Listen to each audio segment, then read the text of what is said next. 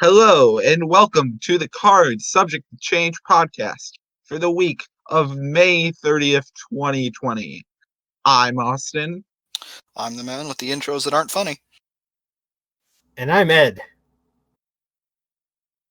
How are you guys today? I am doing well. Yourself? Good. Feels good to be back on a Saturday night recording after a bit of a tumultuous week with Sunday and Tuesday recordings. Sorry, I missed that for a second. What? Sorry, what does it feel good to be? Back and on. Better than ever. Anyway. What was that? Said, and better than ever, like the terrible Eric Bischoff theme. Which you Okay. right into a mile away. Remember what I said? I'm not funny? Anyway. All right, then. If you didn't hear him, he's James, and he has terrible jokes, and we love him. James, how are you today? Not bad. That just happened. Played some virtual pinball. That's about most of what I've done today. Well, maybe a very special episode of the Cards Subject to Change podcast can spice up your day. So special? This episode is entitled "Evolution is a Mystery," and it is a all women's show. We have 3 great women's matches, mainly because we realized that we hadn't really put a lot of women's matches, if any, into our past 6 episodes. We apologize greatly for that. There's plenty of women's wrestling that's very worthy of being on this podcast, and we're going to make a greater effort to include it on the podcast in the future. Let me see. There's been a total of 1 woman. Yes, in the match Mia. So far. Mia not Yim. One woman's match. 1 woman. Mia Yim, maybe in one of my favorite matches that we've had on this entire show. That was an incredible match. Go back and watch episode 5, Fight With and Without Honor, bro. Yeah, that was a very stiff match. Shout out to Mia Yim for taking all Riddle's offense in that one. Woofa. Anyways. Shout out to Riddle for taking all of Yim's offense in that. We're both brutal. Actually, very accurate. Mia Yim might have been stiffer than Riddle. That does not sound good out of context. I apologize. Anyways, we have a great show tonight. A very interesting dark match that you guys will have to wait till the end to hear about. And more importantly, our main event, picked by Jane, coming to us courtesy of James, is... It is going to be from the June 28th episode of NXT, Asuka versus Nikki Cross, Last Woman Standing. Which I am very hyped to watch. We will also be watching the segment that aired before that on the very same show, where Nikki attacked Asuka in her car as she's driving to the arena. Yeah.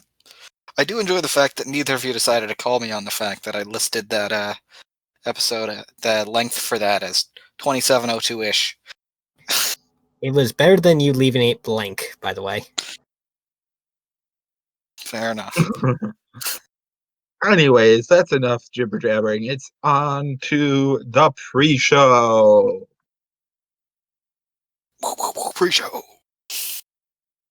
So yeah, looking back in the past week, we've had so much wrestling news. We've had enough to fill up 2 podcasts plus a review show. Our first story, and while it's been a bit of a sad week for wrestling in that 7-week cycle, we have a bit of a happy story that Jake the Snake has. Today's his birthday. He turned 65 years old, which is pretty incredible considering all the stuff that he's been through and just in general, so many wrestlers dying young.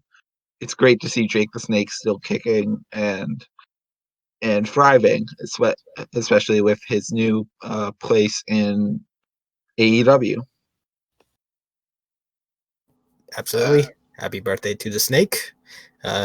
just stop putting a snake on women and helping them, please? Yeah, happy birthday, Jake. I say that like he's listening. I think it's a safe bet. That's not happening. Imagine if he does, though. Holy hell.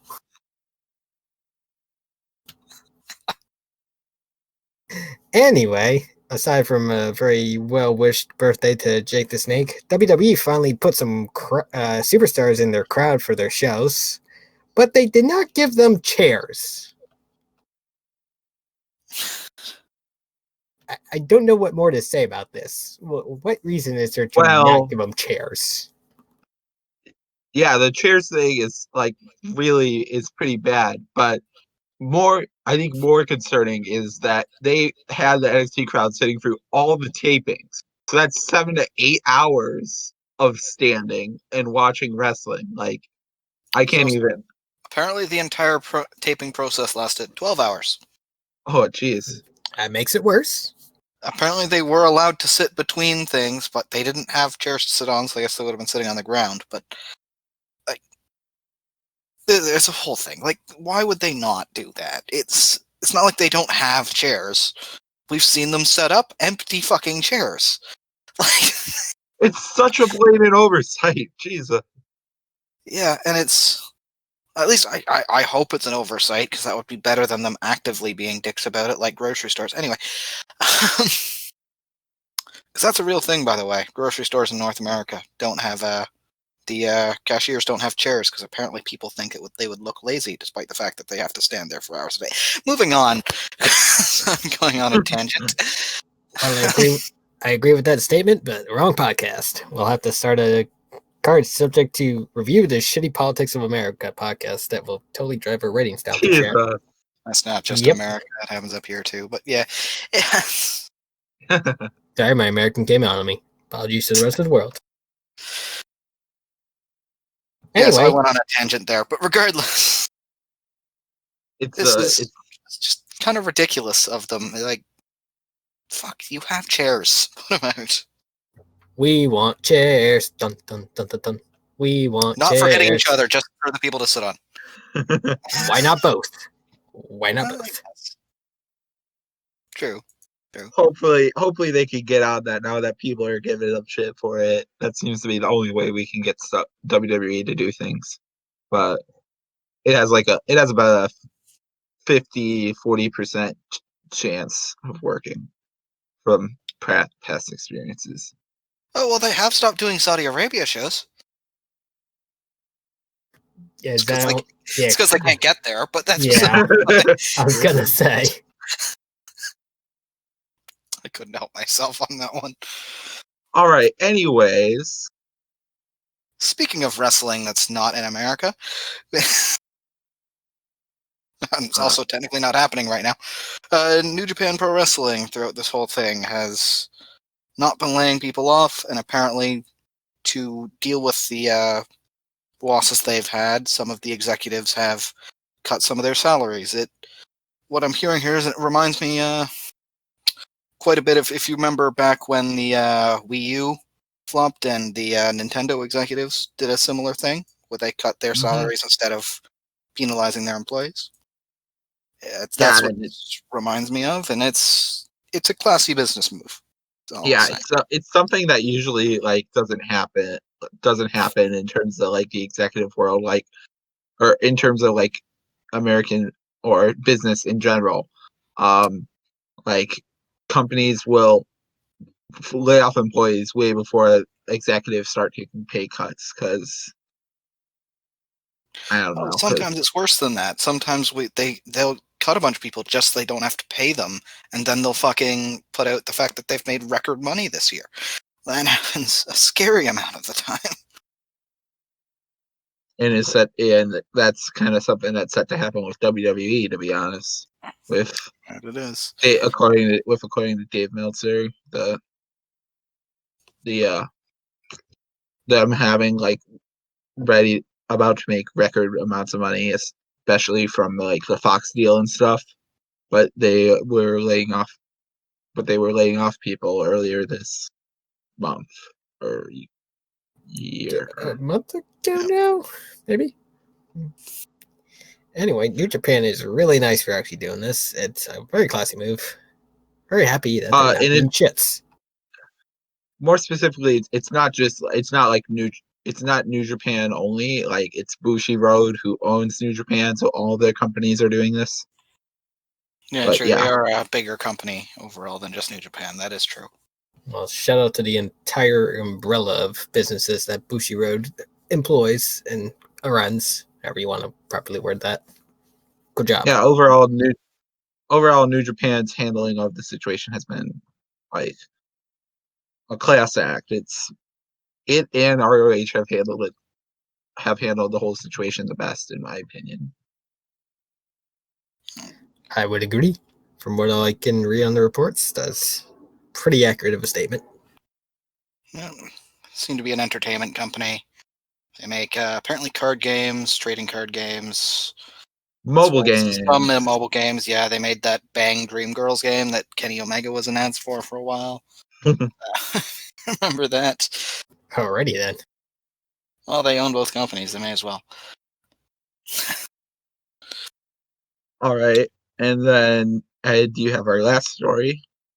Yes, the initial reports for Double or Nothing's pay-per-view buys can be record-breaking for AEW.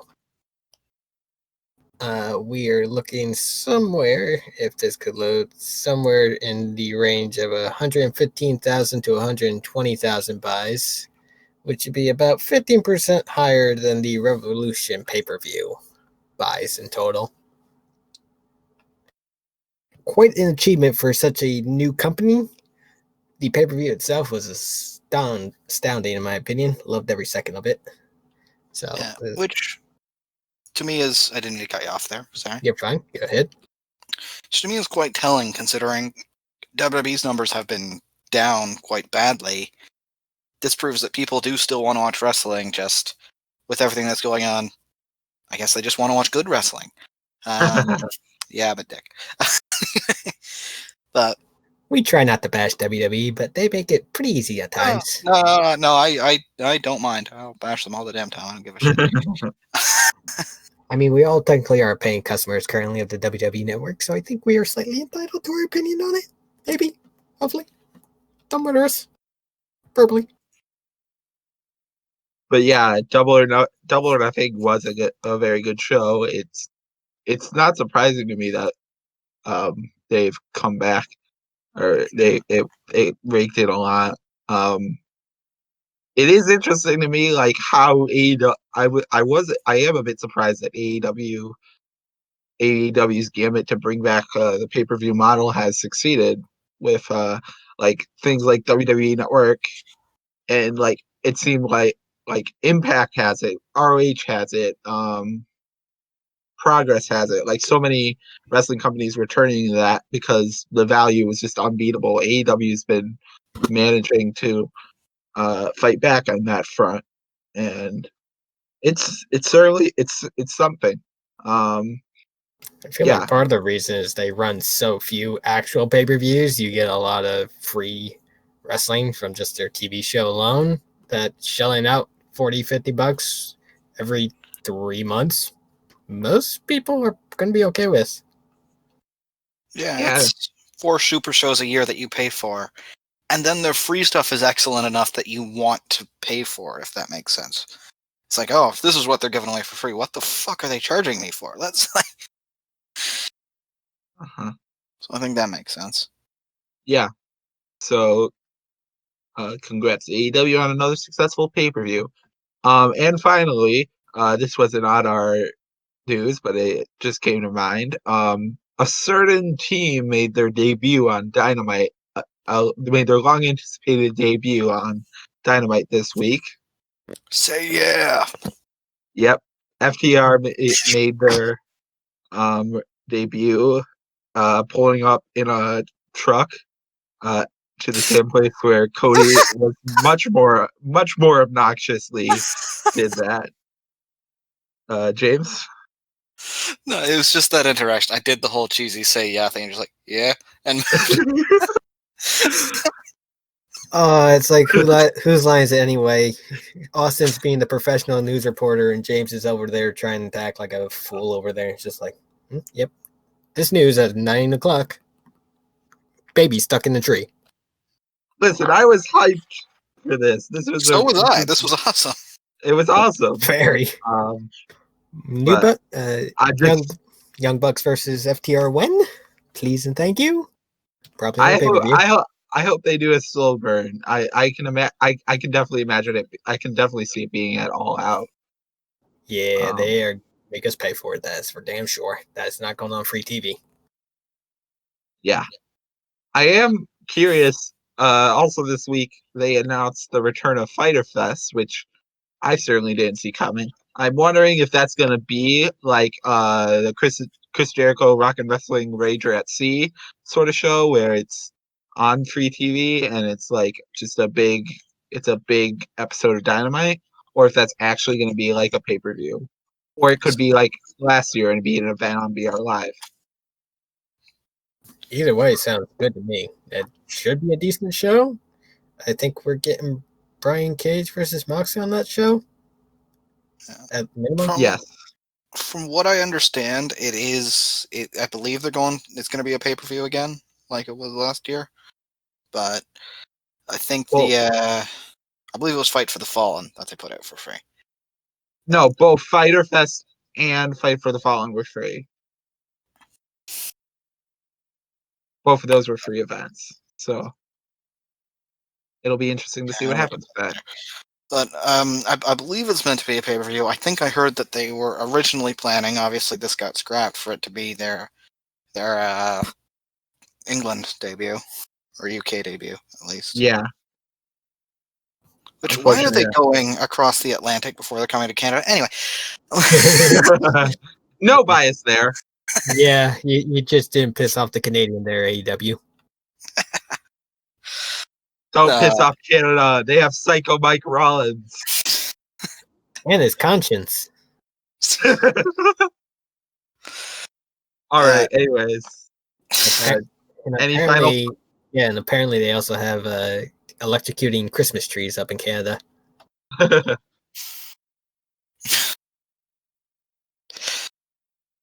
Any final thoughts on the news for the week? I'm just going to say it one more time. Say yeah! Yeah! Just fist.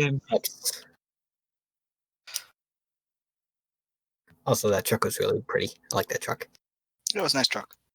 It was a cool moment. I like that they didn't go full heel and just attack the Bucks. I thought it was interesting that they did the semi-respectful thing, but they also didn't join the handshake. It was clever. I liked it. I want my match now, though. I am hyped. Anyways, that was it for the pre-show, because it's time for the opener.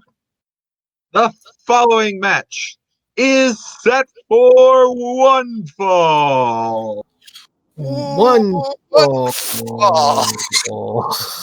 We said it at the same time, but that might have been the worst one yet. Yes, it was. Anyways. Can we redo that one? Okay. The following match is set for one fall. One fall. Better, fuck it. This match comes from Ring of Honor at their event Saturday night at Center Stage 2019. And it is Angelina Love versus Sumie Sakai. I gotta be honest, I have not watched this match, and I know little to nothing about these two wrestlers. So I am excited to see what they bring to the table. I do know just from the description, this was posted after Angelina Love re-signed with Ring of Honor, and it's one of her favorite RH matches. So it should be a good match to open up the show. I am very hyped for this episode, and this is a great way to kick it off. Looks good. Looking forward to it. All right. Without any further ado, we'll start on go. 3, 2, 1, go. But first, an ad for Honor Club.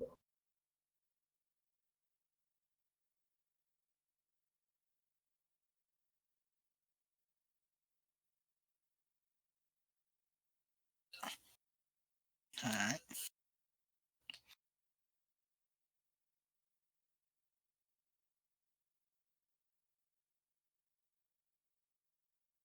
By the way, in case you forgot who it is, they put "Love" sideways on the screen. Yeah, I could. She didn't say her name in the beginning. I was a little confused.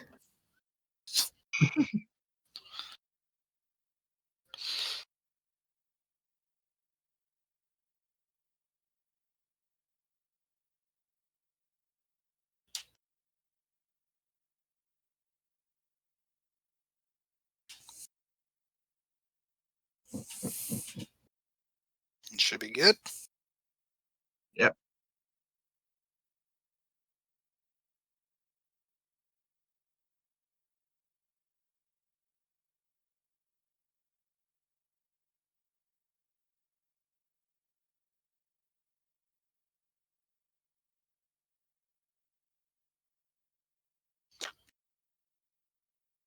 I like the whole aesthetic here of the Allure. Pretty good. Yeah. It's definitely intriguing.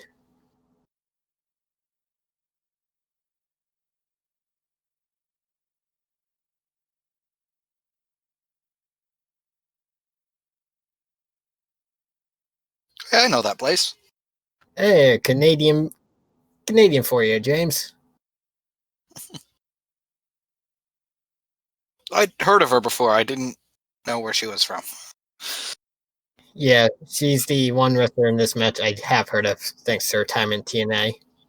Well, I recognize both names, but I haven't seen much of either of their work. They do not recognize Sumie, and I've not seen much of either of them. Yeah.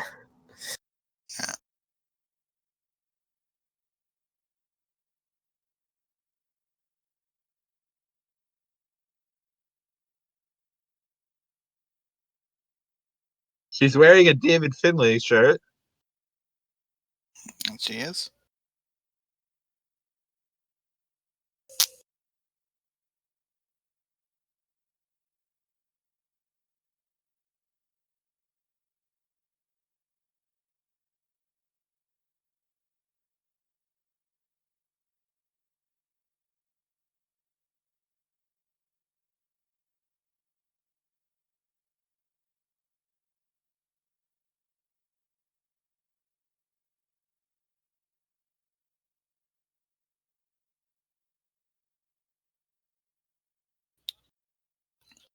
In case you didn't know, Lifeblood was or is face just like a face faction that has a whole bunch. It has a whole bunch of like face. It's kind of like like current modern day chaos in NJPW. It's just a bunch of guys who like to fight. I think it's led by Juice Robinson. I don't know much ROH, but I know Nice. Juice introduced it. I don't know if there's still much of a thing there. But yeah, I don't really watch much ROH either. All right, so the Allure is going to be doing heel things. Good to know.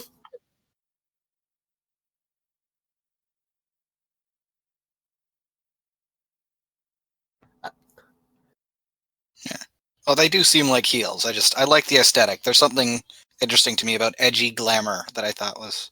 It's definitely been done before, but it's still cool. Absolutely.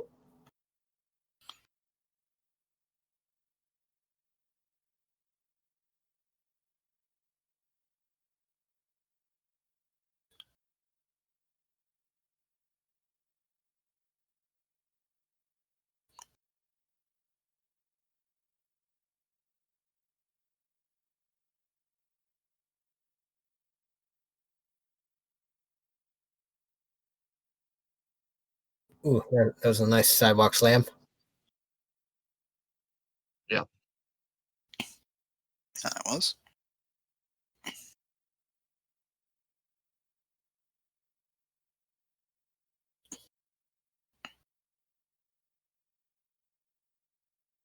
Ooh, just slapping the crap out of her. Oh yeah. Yeah.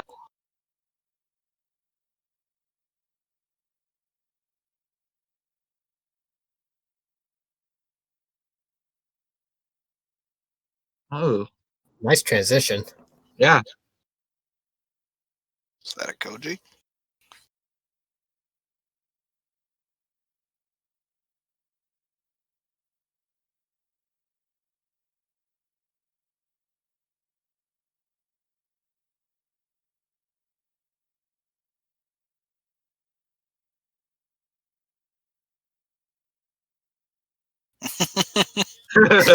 Nice You don't have commentary. to give up. Yeah, okay. Well, that's certainly true. Such a good line.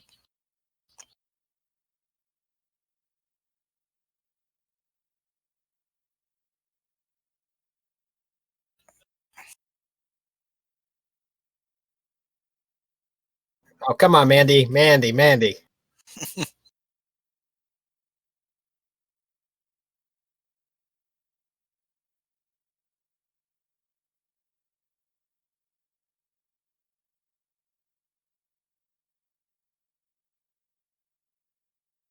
The classic innocent look to the camera.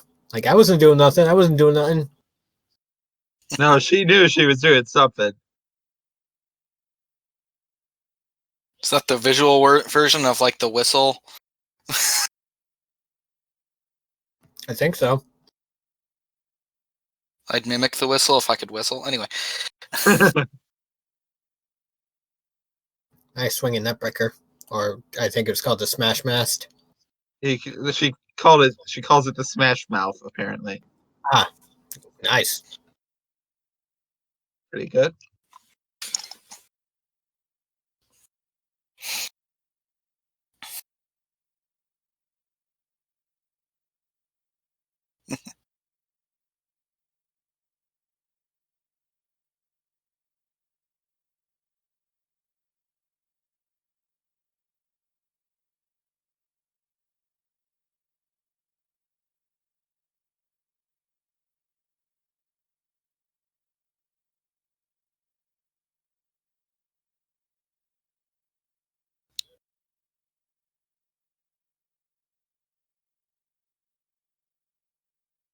I will say the crowd is kind of dead for this match for some reason. I don't know why. Sounds like an impact. It sounds almost like an impact taping or a 205 live episode. It's just 205 Live is so good, and it is so sad being at SmackDown and watching half the arena leave before the best wrestling of the night happens. I can't agree more. Absolutely.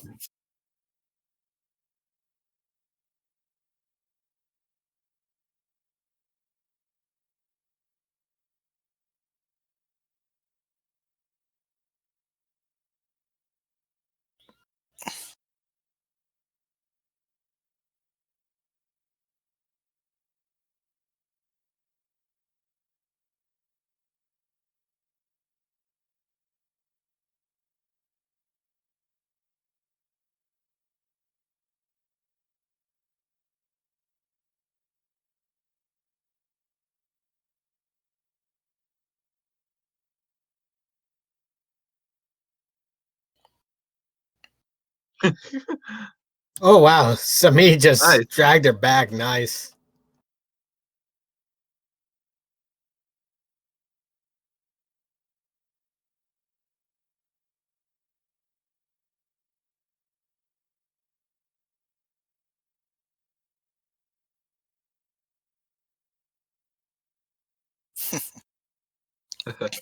Good call about Mandy not liking the rules when it's against her friend. Yeah. There we go. There's the crowd making some noise. That's all.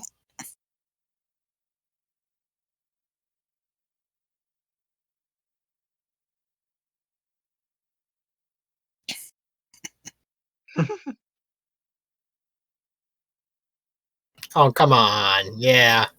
Boo.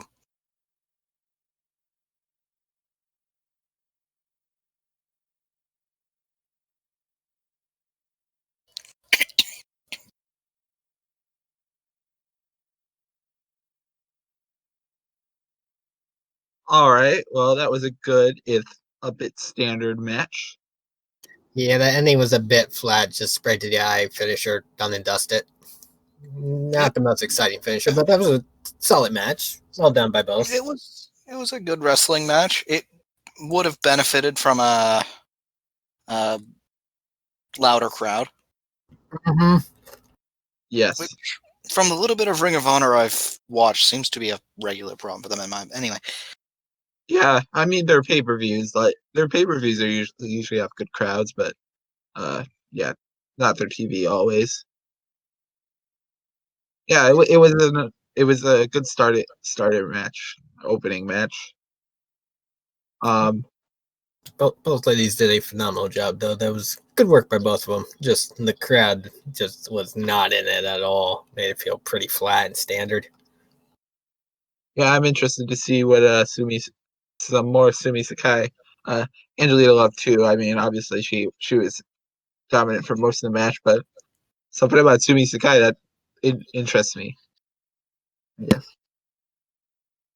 Absolutely. Sumi definitely looked like a very seasoned wrestler with some of the moves he was pulling out in the transitions. Yeah. Before we go on to the next match, just briefly wanted to touch on this since we mentioned it. We were talking about 205 Live briefly.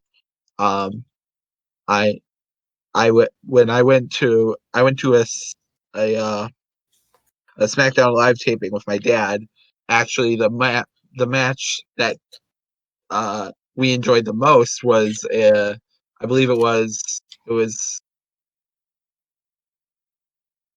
I think Rich Swann and Cedric Alexander versus Tony Nese and Arya Davari.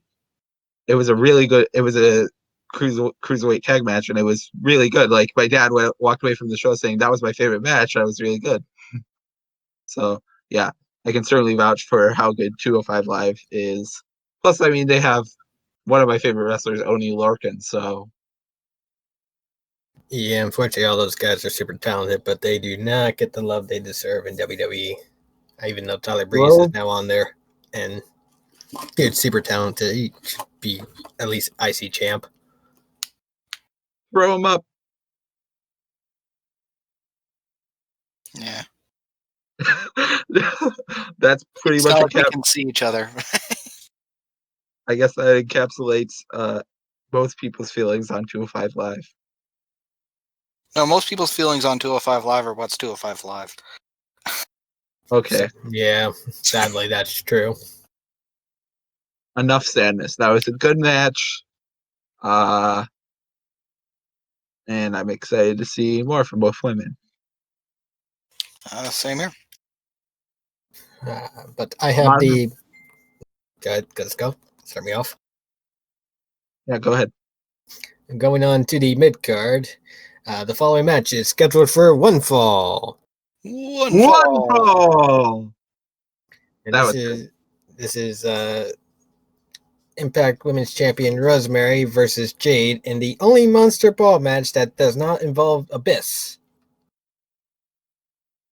And this was from Genesis 2017 from Impact TNA or Global Force, whichever brand they were under at the particular time.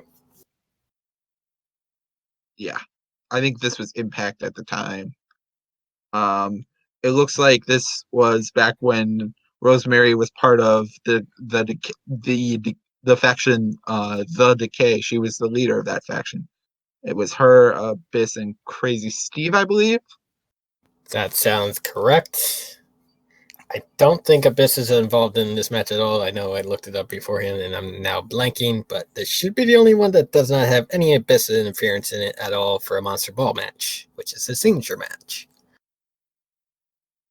And this will also be the second time we actually see Mia Yim, as this is Jade and Mia Yim are the same person. So, Yeah. I've not seen this before, but I am very much looking forward to it because I am a fan of both these women, and I like violence. Yes, same. Violence in the right context, we should clarify. Yeah, It's a wrestling show. It's a wrestling I think show. we know this. Given what's happening currently as of May 30th, 2020, I thought we had to clarify that. Won't go too further into that, but yeah, in the right context, violence is good. Point made. Yeah. Okay. Yeah. Are we ready to watch some scripted violence? Yes. Yes. All right, on go. 3, 2, 1, go.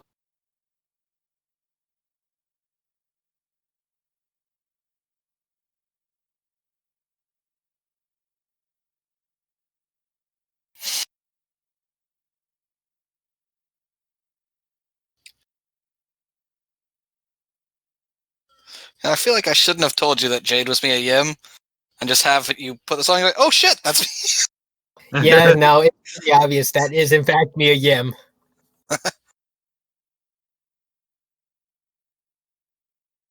It's the Pope. D'Angelo De Niro.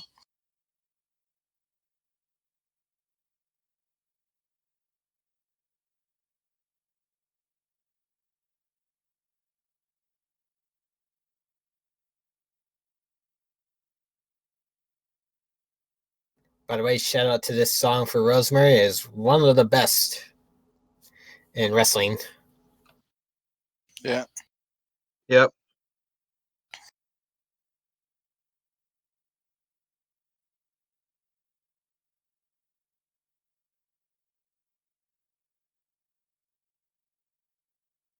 Big fan of Rosemary. Gotta agree with that. Absolutely.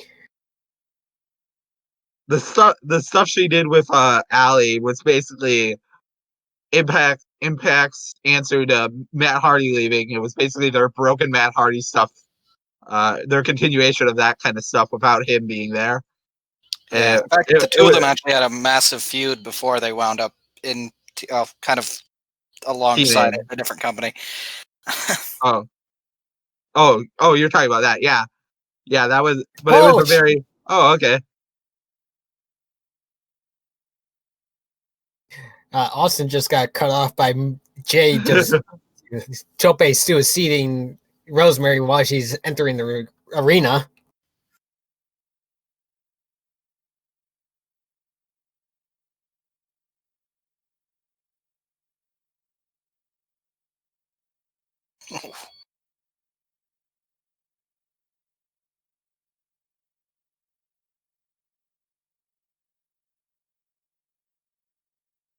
Impact really has gone through a lot of name changes.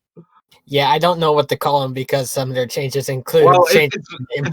It's right there on the side right now. Well, right now it's fine, but when we bring up a match for them, it's like which version of the company are we looking at? Impact /Anthem /GF Global Force Wrestling /TNA. Yeah, that's way too much. Also, apparently, judging by the logo, this is the fuck the owl phase. Anyway, James? Yeah, I think they went TNA, Impact, GFW, not to be confused with the GFW that they just merged with.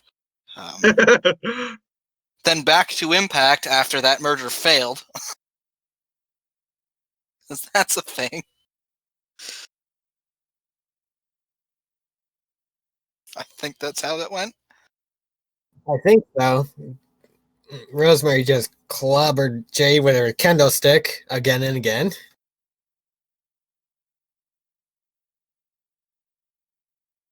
But yeah, like, just real quick, wrapping up my thought from earlier, the stuff with Rosemary and Allie was like comic book fan film level of stuff, and it was great. I mean, it was very melodramatic and stuff, but it was pretty enjoyable. That's cool.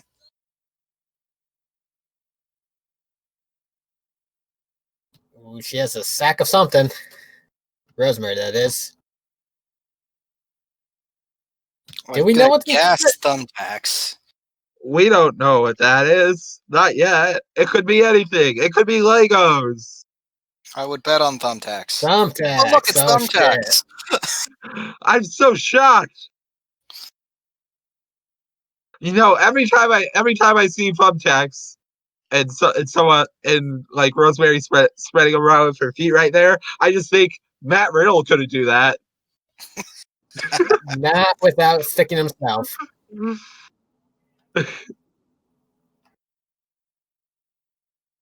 Nice shotgun drop kick.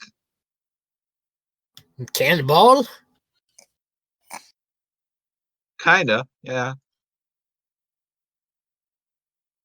Oh, wow, she's going to bring out her belt.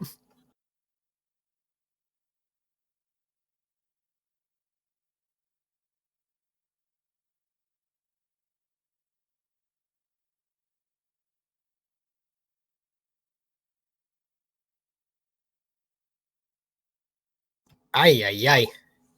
Woo! I think I saw the kendo stick bend from that shot. Gotta be honest, in the front row, there's a guy with a black and white t-shirt. For a second, I thought that was the AJ Styles Come Stain t-shirt. That would have been ironic and iconic. Nice wordplay, Ed. Ironic.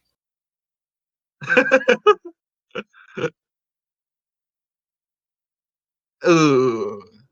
Trash can to the face. Head trauma! Yay! Thumbtacks. Ooh.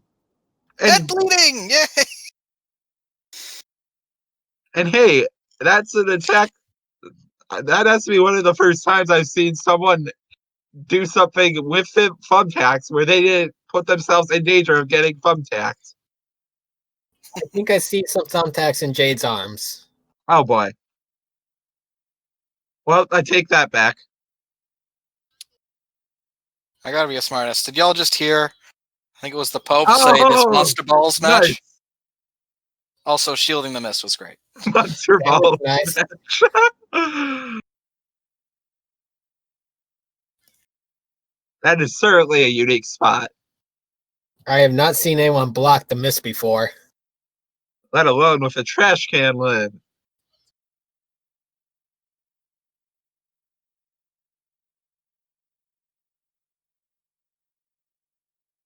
I gotta say, the first camera angle was actually better because you're like, what the heck? It wasn't as clear that Miao Yim was holding it out in front of her. I mean, Yeah.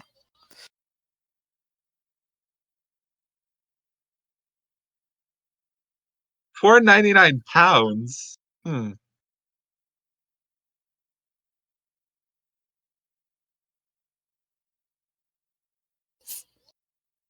That was an odd pause. Yeah, I don't know how to follow that up. This match has been really good, though. Yes, it has. It just threw me off when he stopped halfway through his ad read. Ooh, Yes, barbed wire. barbed wire. It was Jade who introduced that unfolded table or folded up table. Yes, Jade did bring the table in. Okay.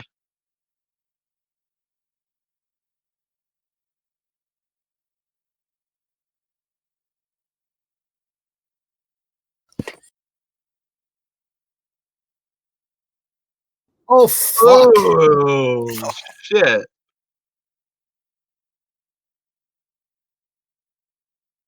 Oh my gosh, that call.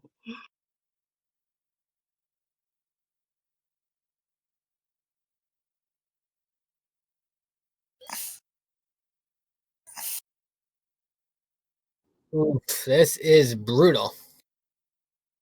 Oh shit. More. Oh, God.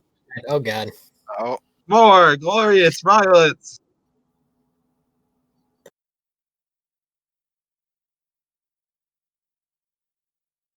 That could have Ooh. gone. fuck. I can't help but think that could have gone very wrong for her.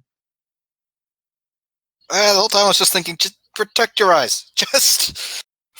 Yeah, keep the barbed wire out of your eye sockets and you'll be mostly fine.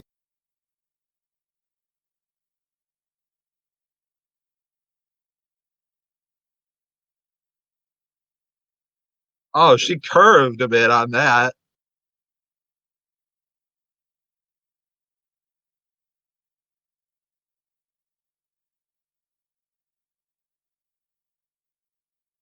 I have to agree with the crowd. This is awesome, and it's also really freaking violent. Which is I do wonder. I do wonder if Jade had just pinned her with the barbed wire board on top of her. Would that have counted? It should. Probably.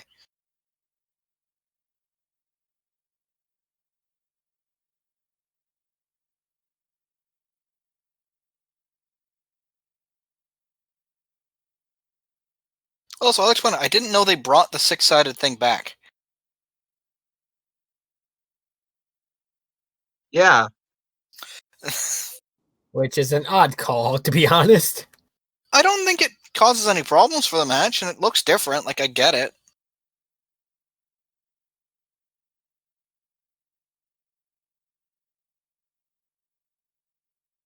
Oh, that looks painful. Yeah, it don't matter what you have downstairs. Getting crotch does not feel nice. It's a weak point on everybody.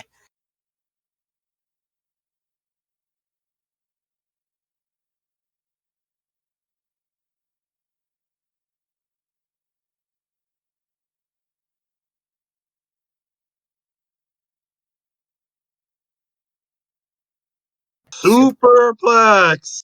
Superplex. Superplex. Oh God! Superplex.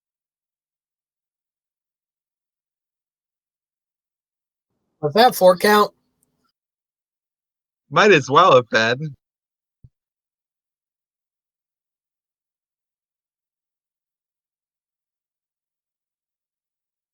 If you can't tell, guys, I'm trying to coin a catchphrase here. I noticed. I was also looking for it. I thought you were gonna miss your cue.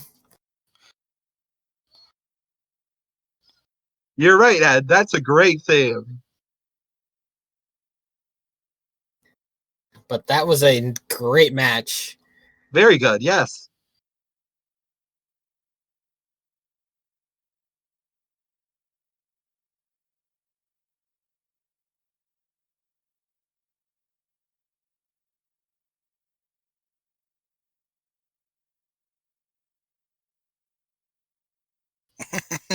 That just sadistic smile of Rosemary. Holy hell. That was a good camera shot. Left behind.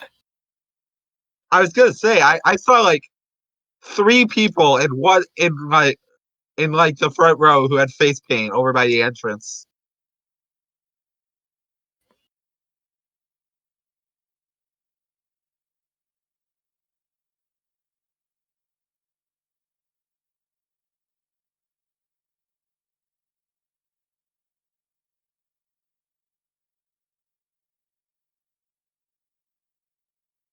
She's doing creepy shit. Oh, and there's a purple mist. Well, okay.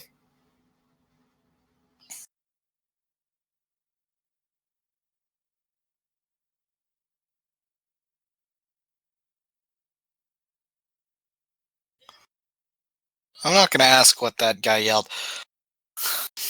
I'm glad I didn't catch it. Don't go backwards. Anyway, that was a very good match. Yeah, it was very violent and very enjoyable. Some of the spots were very inventive. Pretty cool. I think the most unique spot was definitely blocking the mist with the trash can lid. Absolutely. Yeah. Surprised no one else has attempted something of similar nature. I'm sure they have. That's just the first time it appears we've all seen that move. Yeah, it was really good. I think I've seen Mist blocked in manners before. I know we've probably seen it countered where you just happen to catch them at the right time with a kick or a punch to the face to make the mist go upwards instead of into your eyeballs. But, I mean, I have seen goggles. The old Bret Hart with the undershirt metal covering to stop Goldberg trick, basically. Yeah. Real quick, just because James mentioned it. So they debuted the six-sided ring in 2004, and then retired it again in January 2010. Then in June of 2014, a fan voted poll to determine what type of ring the company would use was hosted, and six-sided ring won. So they used that until 2018. Kind of interesting that fans voted for what type of ring they would use, and they ended up choosing the six-sided ring. Yeah, I could see it. That's an interesting tidbit. I did not know that they enjoyed the six-sided ring. I didn't think it had a good or a bad. It was just a why. Yeah, it looks unique. It stands out. Can respect it. Yeah, nothing wrong with it. It doesn't seem to disturb any of the matches. It's just very different, unique, for the sake of being unique, really. Anyways, another great match from Impact. That's two matches in a row for them, back-to-back weeks, or a couple of days, considering when we recorded these, but very good stuff that we've picked from Impact as of late. And that match was so violent, I'm sure they could feel the impact, eh? Yep. And that's why they call me the worst. Anyway. I don't think anyone even calls you that.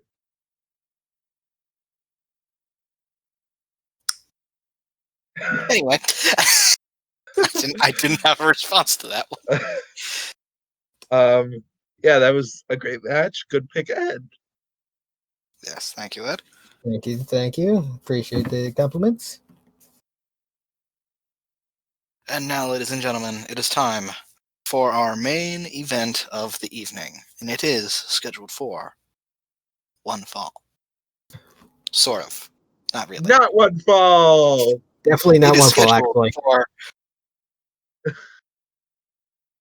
Actually, it is scheduled for one fall. However, that fall is counted when one of these women will not be able to get to their feet for a count of 10.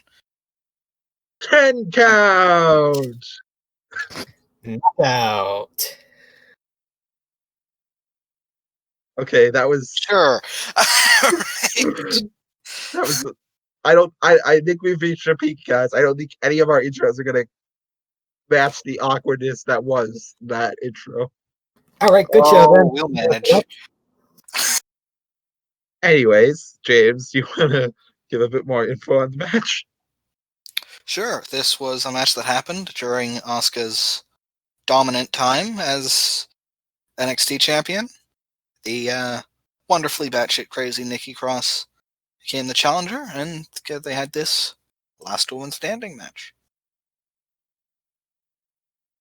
I don't know what else to say. Like, that's what it is. Given the two women in, this should be yet another brutal, hellacious, and amazing match. It's kind of weird that we picked two pretty brutal matches for this particular show, but oh well. Because wrestling violence is fun. Yes, Notice how I said wrestling that time. Anyway. It should be noted. It should be noted this was the first last woman standing match in NXT. A fact that WWE tried to sweep under the rug when they had Becky Lynch and versus Charlotte Flair as a last woman standing match at Evolution. And speaking of Evolution, the name of this episode is Evolution is a Mystery. Because it's an all women show, so Evolution and Lion in the Sand. That's all I'm gonna say. Yeah. Evolution is a mystery. Thank you. I continue, but I forget what the next line is. Anyway. So, the ironic I still thing haven't even listened to that theme. The ironic thing is Lemmy might also forget the lyrics if he was still alive. If you know where that joke came from, I'm sorry, but also not. Okay. So first we're going to start at 8:38 to watch this segment from earlier in the show. All right. James? It's much too long. So for the first time, we're gonna have to do this. We'll have to do it again. When we do the actual match. 3, 2, 1, go.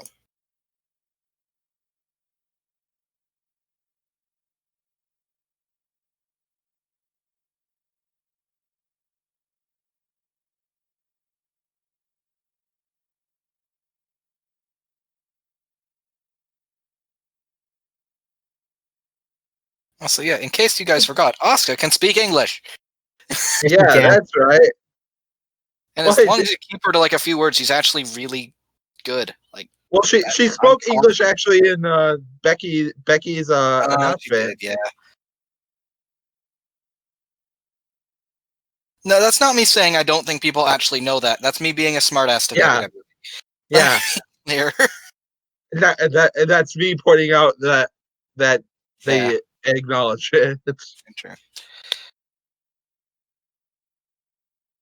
I do really like this. They should do stuff like this more often where if you have a match like a last woman match, you're obviously not going to like the person. You might try to do that. Yeah. Also, And that was the segment. NXT's entrance areas continues to be one of the most batshit crazy areas in all of wrestling, not sports entertainment.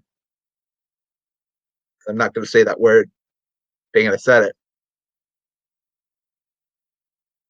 All right, and we wanted to And start at 31:58 for the match itself. I believe right before this there was a big Sandy segment. sanity beatdown thing. Yes. Possibly. Yes, Oh, there was was. a promo. Yeah, that was a thing. I think. Let me know when you guys. Remember when Sanity was a thing and a thing that was good? Yeah, and then WWE announced their call up, kept announcing their call up, had their call up, and then forgot they existed. As part of one of the And worst that was like call-ups. each week. Like I don't think much happened in between those things. Like Yeah, and they're gone. that They entire period of call-ups was just horrible. They also didn't call Nikki Cross up with the rest of Sanity. She had to be called up later, which is why.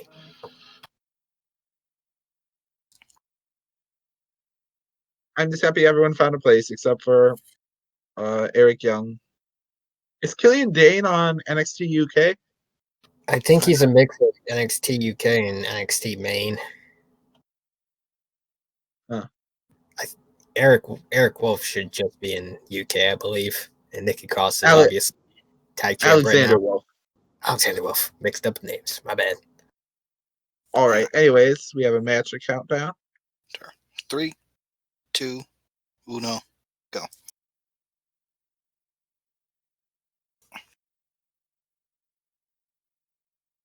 I do like that they gave each Sandy member their own remix version of their theme. Yeah. Or at the very least, the ones that had singles matches. So yes. Nikki and Dane had them. Dane. And Young was the leader, so it made sense that he had the normal one. This is still one of my favorite WWE themes, if not one of my favorite themes. It was very good. I also love this era of smug Asuka. Love her confidence. Yeah. Well, you saw that bit in the before. They asked her what she was thinking, and she just looked, I'm confident. That was the joke I was going for. Yeah. No one is ready for Asuka.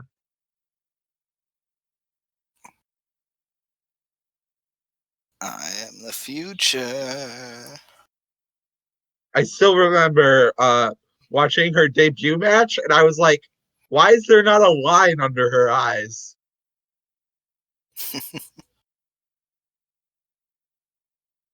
I don't know. That's just a weird thing I noticed. I'm surprised she hasn't gotten jumped yet, considering the segment we just watched.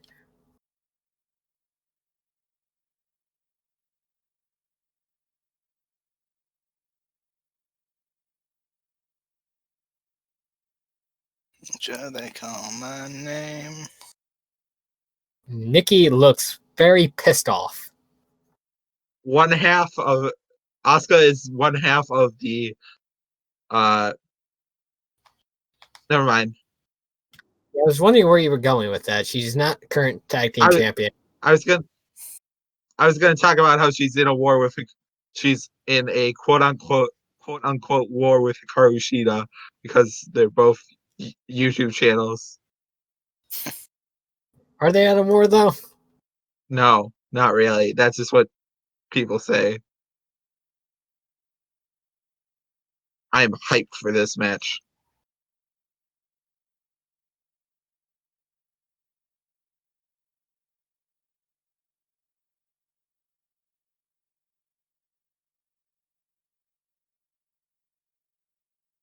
Count of 10. 10.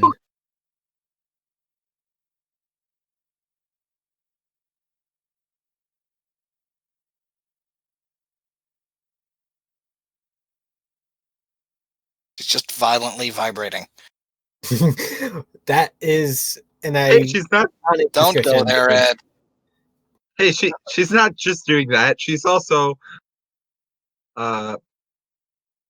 gritting her teeth. Yeah, that. What do you think I was going to? I said she was iconic. That was an iconic description of Nikki. You're the one who was thinking that something else. Way to go, Jade. You were awkwardly dragging it out. Anyway, I liked the smile to the belt, right back to looking angry.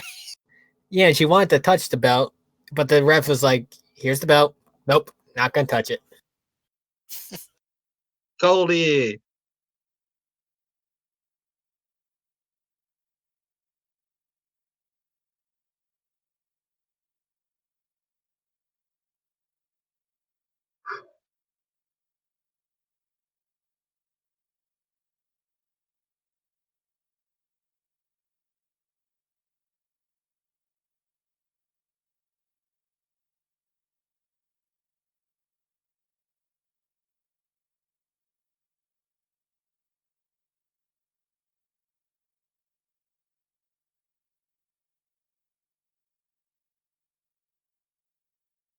Well, scouted by both women, they are trying to figure each other out.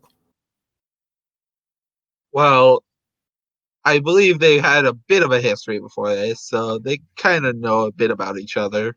But I would assume they would have history, given the last woman standing match is not usually thrown out lightly, especially a first time ever one. yep.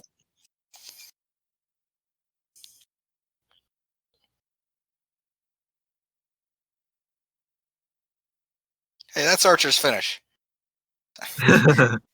Nikki with her Ooh, own nice cartwheel. EBD.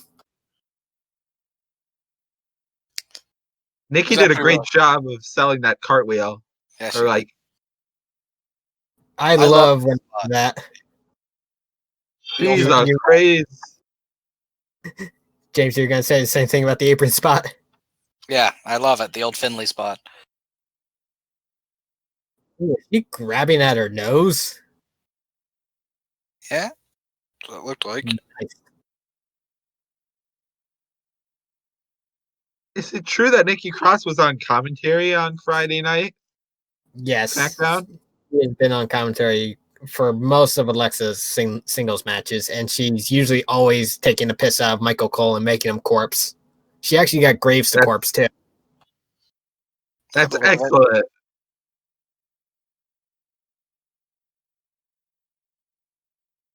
That is a lot of fucking chairs. That's more chairs than WWE had. A performance center ad. I forgot we were watching a television show that's going to have commercials. I love. Okay, can I just say? They said engage. I really thought I heard Nick Gage, and I was real fucking confused for a split second.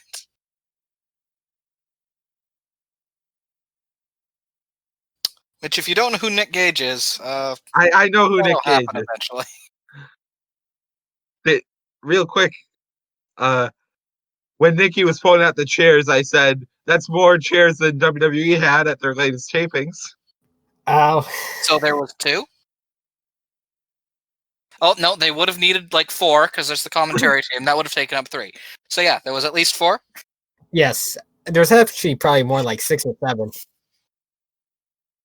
Well, she was pulled out like 8, so I didn't know NXT had a book. Yeah, they did. I'm not shocked by that fact. Well, it's already aged because it just has a picture of like. Never mind, not really aged. I mean, Who it's is going to the chairs?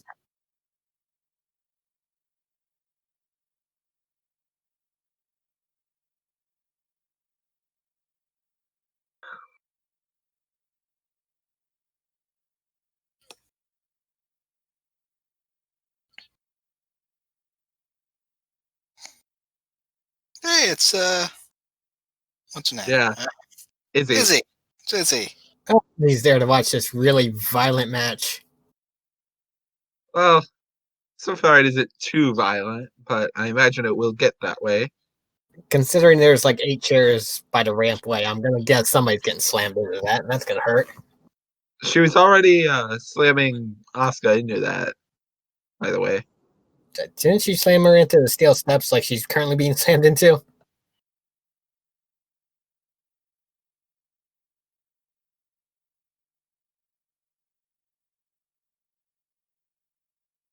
One spot I'd love to see is for someone to just slam another person's head into the stairs for like way too long. Just a ridiculous amount of time just slamming their head into the stairs. Ooh, that would be very brutal. It would at least look very brutal, yes. Oh, right to the gut. That hurt. Oh, This gonna suck. Oh, Yes, yes, fucking A. yes, yes, yes, fuck you, trash yes. can. Asuka taking a page from the playbook of The Miz. Fuck off. Like the Miz, but fuck off. The it kicks. Yes, the world famous it kicks. Fuck. Good God.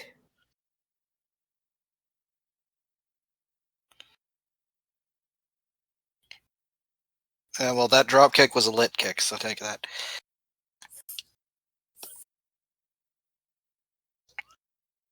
Oh, you know it was back, so it wasn't even a sigh. There was just silence.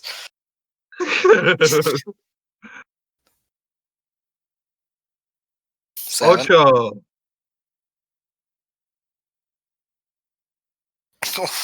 Just a straight kick to the back. Oh, hey, look, more chairs.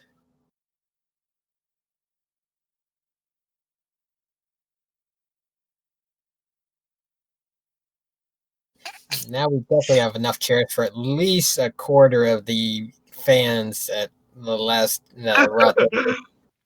I like how it looked like almost like she was handing that chair to Nikki. She went down and grabbed it from her. Oh, jeez.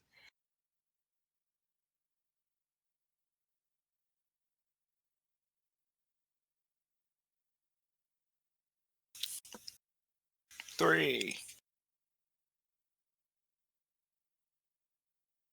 Oof.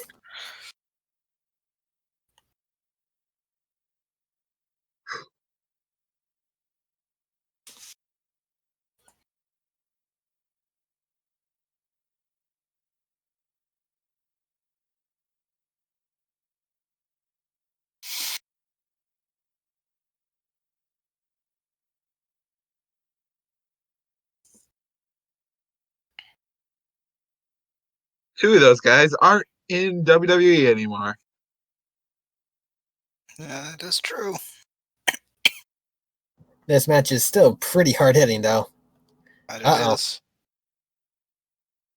Ooh, fuck. The hardest part of the ring. Oh, thank you, James. I didn't know that. I just wanted to point out this was Mauro Ranallo's first episode of NXT, so that's a big deal. That is interesting. Well, I'm glad. It means this match has good commentary.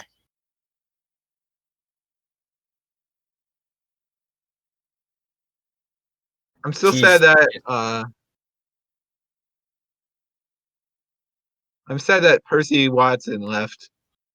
It sounds weird because he was like the third wheel on this commentary team and easily the least interesting to listen to, but he still had his moments and like had really grown into the commentary spot.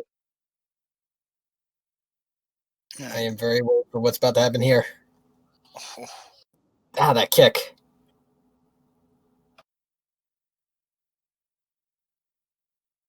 Ah, fuck. Oh.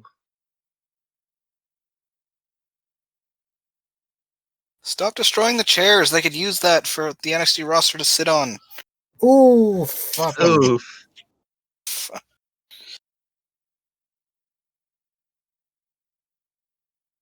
Hey, that guy looks like Otis. This is awesome indeed. The guy in the denim vest, he looks a bit like Otis. Partially because of the denim vest, actually. Yeah, I Never think only mind. because of the vest. Never I mind. think he's kind of just a large man in a denim vest. I'm sorry. That might as well be one of Otis's character traits, though. And commercial. I actually saw a shirt in the crowd that was for American Alpha. I missed that tag team. Yeah. I feel like agree with that. I remember this feud. I liked this feud. I feel like I was one of the only people who really liked face Roderick Strong. Liked face Roderick Strong. I prefer heel Roderick Strong, but I liked face Roderick Strong. I can agree with that. Yeah, I'm in the same boat. Him being from Kenosha probably helped that matter, though. It's the legendary It Kicks. Time for Crazy Nikki to just laugh away the pain. It. Oh.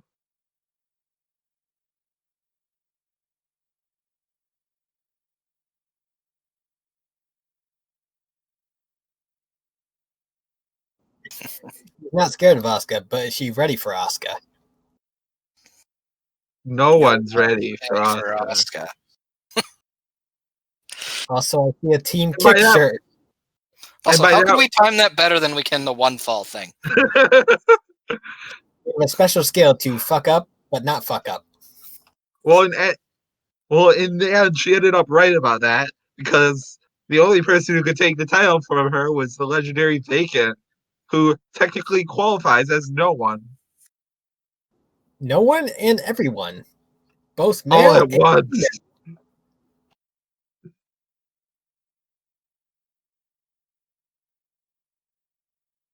I really do enjoy Nikki Cross, whether she's Psycho Nikki Cross or just caffeinated hyper kind of energy.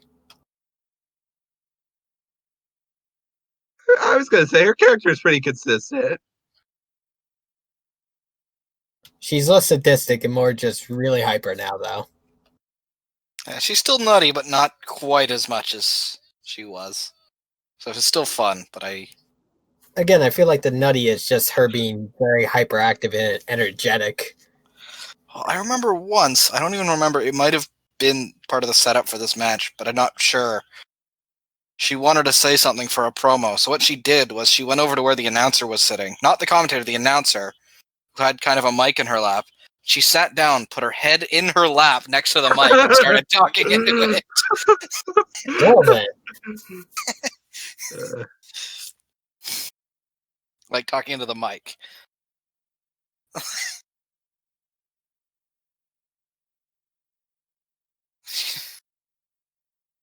Oof. Nikki, most of this match has just been Nikki taking Asuka's kicks and smiling. So that is appropriate for a Nikki Cross match in NXT. Yeah, certainly. It's about what I'd expect from Nikki Cross versus Asuka. It's been very enjoyable, though.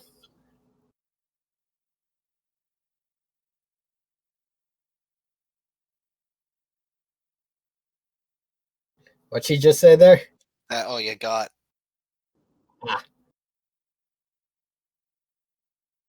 Check He's got an chairs? accent. What? Check chairs? Oh, right. It's Chekhov's chairs. Also, Austin?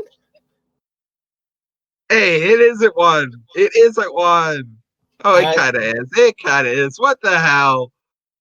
Oh, it did happen.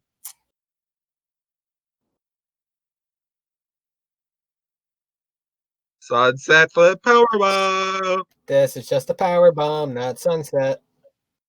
Well, Oh. she did do the flip over. Then Did she flip over or did she go underneath?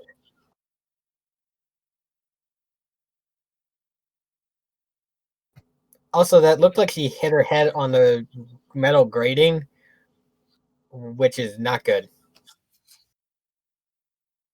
Yeah. When did the ref just start counting now? Ghost. Trace. Quattro.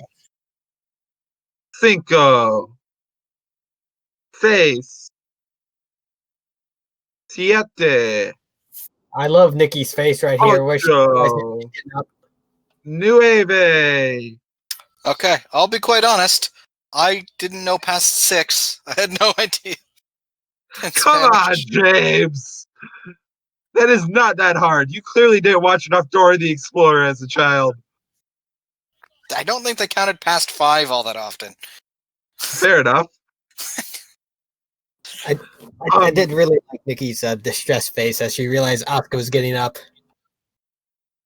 Real quick, I wanted to say Ed was annoyed that, or James was annoyed that he just started counting. I was annoyed that while he was counting, Nikki was laying in the ring, so she was technically down too. Yeah, she was. Hip attack. Dos. Tres. Quattro. Okay, I'm just gonna stop. I don't want to make James feel bad. Oh, it's fine.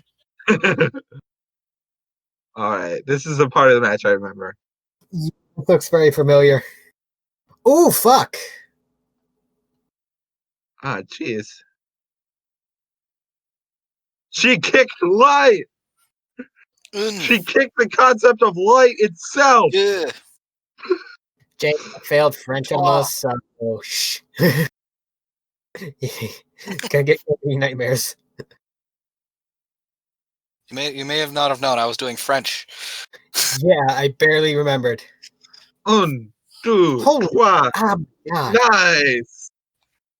Oh, fuck.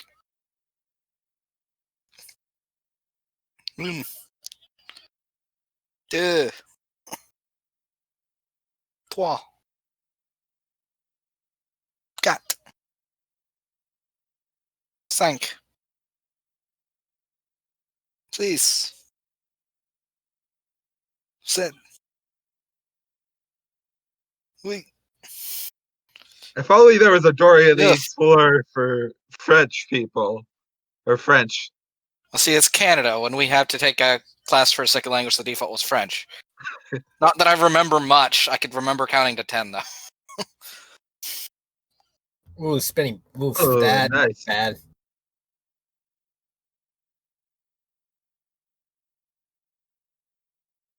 Ooh, found the ladder. Oh, it's a ladder.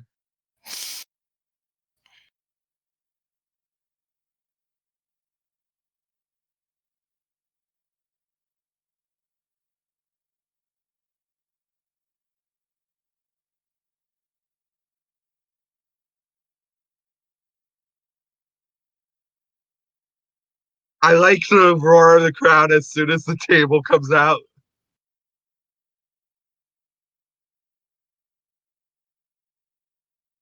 That's an understatement, Perry. Perry? Where's Perry? Probably in Doofenshmirtz headquarters. His name is Percy, by the way. But Yeah, I forgot. I got close. Perry Watson. Percy the Platypus. Agent P. I can't go that high. Don't give fan artists any ideas. We're getting fan art?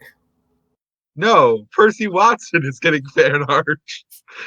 Apparently. Well, if he's getting fan Wait, art, I want fan art. Is it the innocent fan art or is it the other fan art?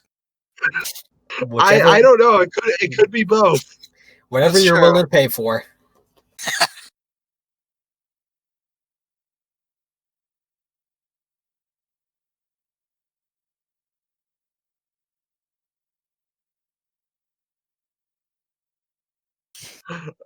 I always laugh when Morrow does metaphors. Like he compared, like he was talking about the Infinity. He made an Infinity War tie-in during the ladder match for the North American title back at Takeover New Orleans. James, And he Austin, don't described, mean to cut you off, but yeah, catchphrases need it. yeah. I do Big- appreciate Mauro Ronaldo, though. Oh, Big fuck. shit happening. Big shit. Big shit. Oh, God. Oh, God. Oh, Fucking hell. Superplex! That did not give right away. Holy shit. Holy shit. Holy Holy shit. shit. Holy shit. Holy shit. Man, I was hoping we would get to hear the first ever Mamma Mia, but I guess not. You can see him. You saw him for a brief moment in the top left. His mouth just agaped in shock. Ah, damn. You can see the headset still were on the floor.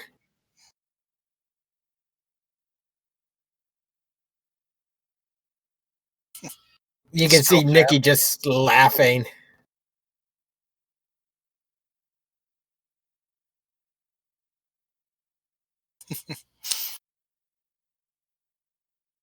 Can you guys pause for a second? Where are you? Just at the ending. What time? 56-26. I don't say 6:23, but close enough. 56:23 is what I'll go to. I got buffering real quick. I got buffered. Well, it was right at the end. Yeah. 56. What? 23. 23.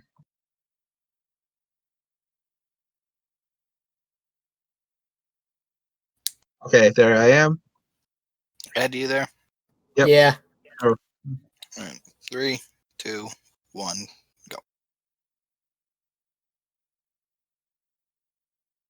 I love that Asuka Nikki. wins. Yeah, I love that Nikki is still just laughing. She just loves the pain. I like how the crowd is just silent. They did pop when it the count. Yeah. Yeah, they did. Right now, they have no idea how okay those wrestlers are, though. Well, Nikki certainly took Asuka to the limit there. Very.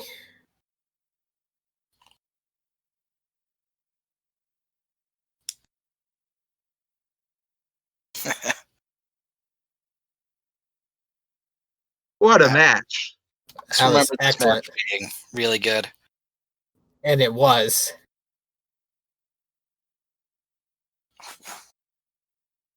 Dude, I can't say enough how effective the silence is here. Like, from the commentators and everyone. Yeah, we witnessed a freaking brutal match here. And the silence just amplifies that.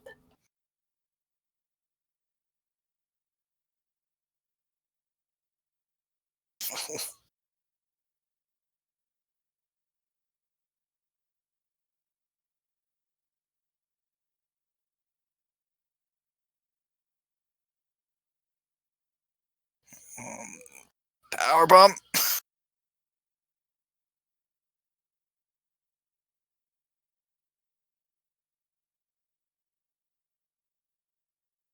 So that's the second brutal match to end with brutal women's match to end with a superplex this show.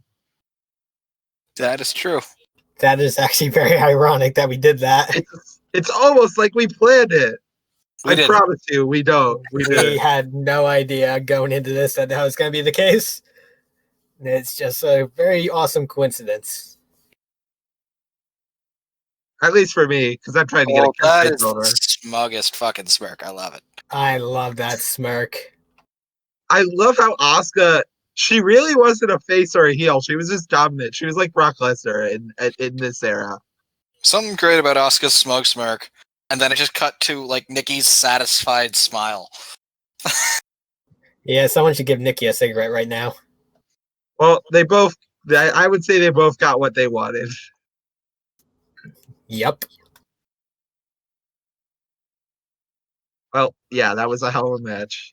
Thank you for the pick, James. Excellent pick. Not a problem.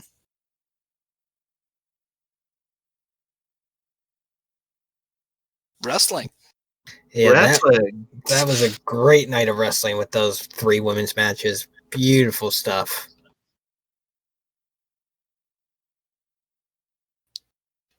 Evolution is a mystery.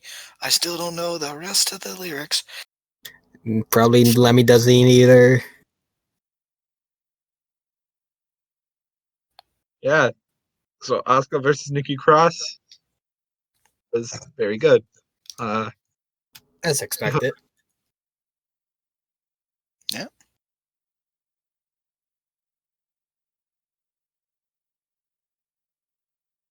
I believe we are set to go to the dark match. Yeah, I believe so. Yeah. Tonight is my pick, and the topic we will be discussing is the favorite finisher of the group, whether it's a singles finisher or a tag team finisher. Both are open. So Open to be picked. Free reign, really. I will be opening us up. first off, there's so many good choices, just to be clear. Like, yeah, that's all I have. Absolutely. The potential for variety here is probably the largest that we've had so far.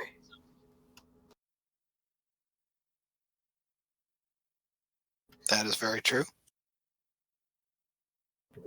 And it's with that variety that I actually picked one that is probably a bit of an oddball. Not as odd as James saying he really liked the spinner belt, at least for John Cena. It's not going to incite a reaction like that did. We don't have any viewers. Oh, that's not true. We have like 3 people. I know Three people. Yeah, I know for a fact my friend Jessica is watching. Hello, Jessica. Thank you for watching. Hi, Jessica. You've never met me before. Oh, but aside That from sounded way creepier than you intended. yes, you did. I apologize. I apologize to Jessica. I'm sorry. I promise. I'm a nice guy. I know you didn't mean anything creepy. It just sounded creepy. I knew it was going to sound creepy. I didn't think it was going to sound that creepy. Anyway, the finisher that I have chosen is actually a tag team finisher, and we actually saw this tag team's merchandise in the match we just watched. Is actually Alpha's Grand Amplitude finisher. Grand Amplitude. Yeah, I've actually linked a video of a compilation of them performing the move in our Discord, but I really love both the simplicity and the execution that this team had with this move. It's pretty simple. Jason Jordan just tosses up the opponent, and Gable goes for the bridging suplex in order to finish it. But between the name and the solid execution for both gentlemen, it is a great finisher for a great tag team that should never have been split up in the first place. I wish we could still see it to this day, but unfortunately, Jason seems to be forcibly retired for. Yes. Yeah. But yeah. I don't think this team would be back together even if he was still around, but yeah. Very good look, choice. You can't sneeze at a team of a former Olympian and Kurt Angle's son. It's just... Fair enough. I couldn't help myself. That one got laughs, at least.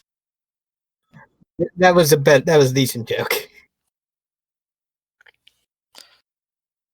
But yes, that is my pick. It is probably an odd choice. There are probably better picks for tag team finishers and whatnot, but it's just so simple and beautiful when they execute it. And it's very enjoyable to watch them perform the move. Not to mention the synergy the move has with the Shatter Machine, and that was one of the best early NXT tag team feuds was American Alpha and the Revival.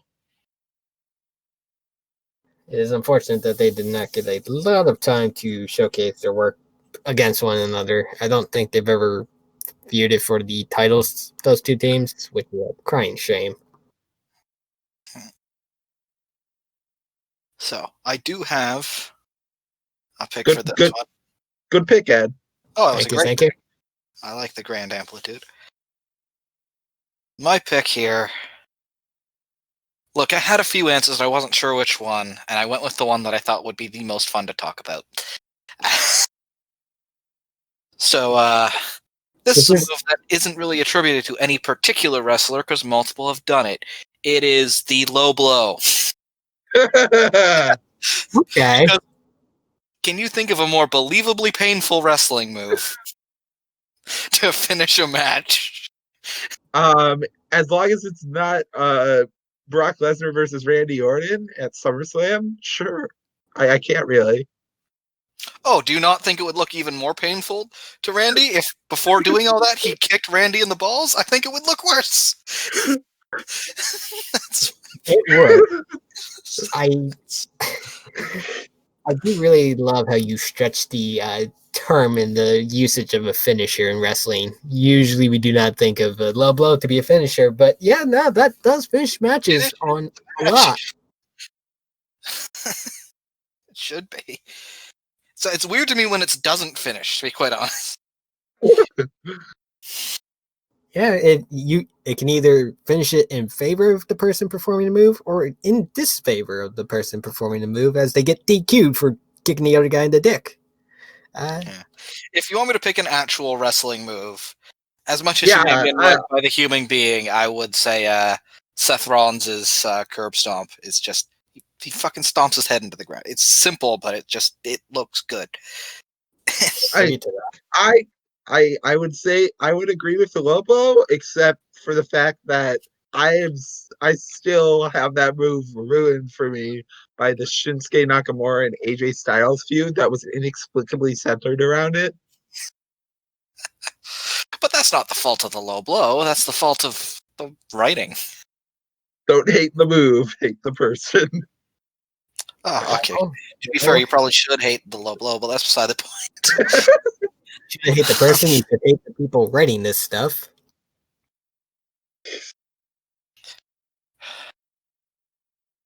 There's my answer.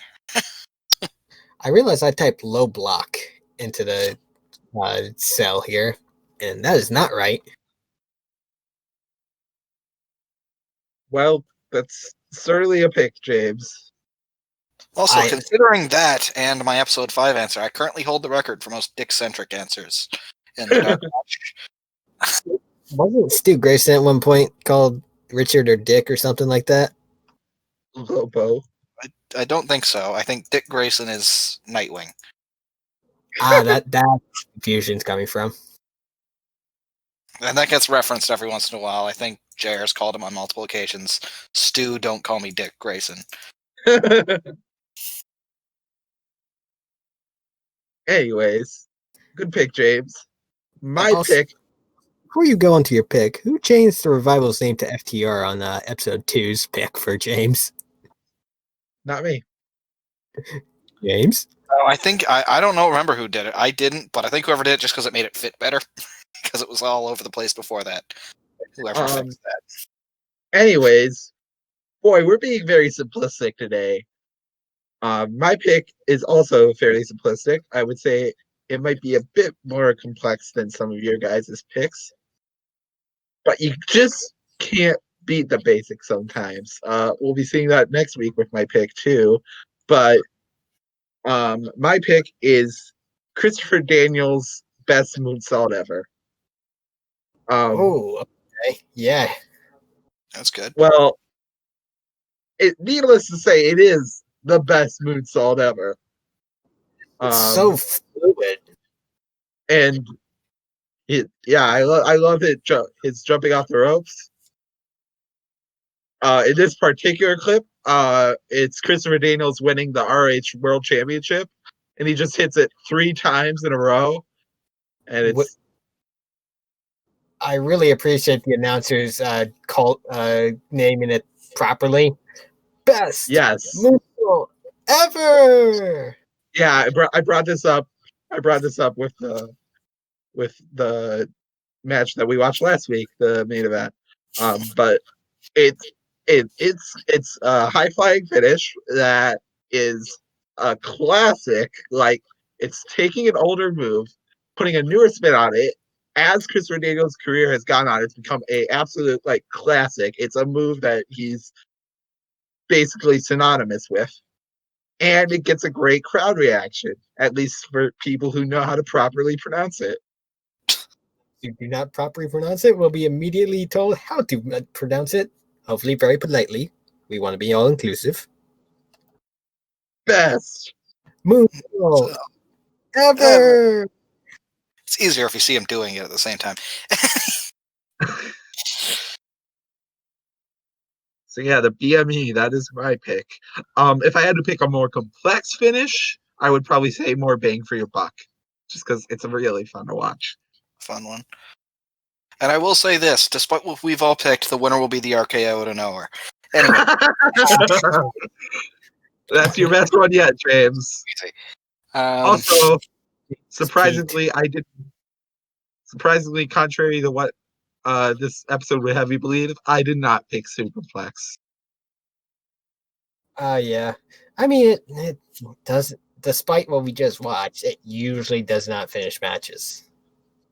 Usually does not. Yeah. In this, at least in this age. Kind of like the time that was a finish. It's like picking a finish and gimmick match. You want to do it through something. I like how pro wrestling has a power curve. When power creep, is that what you're looking for? What?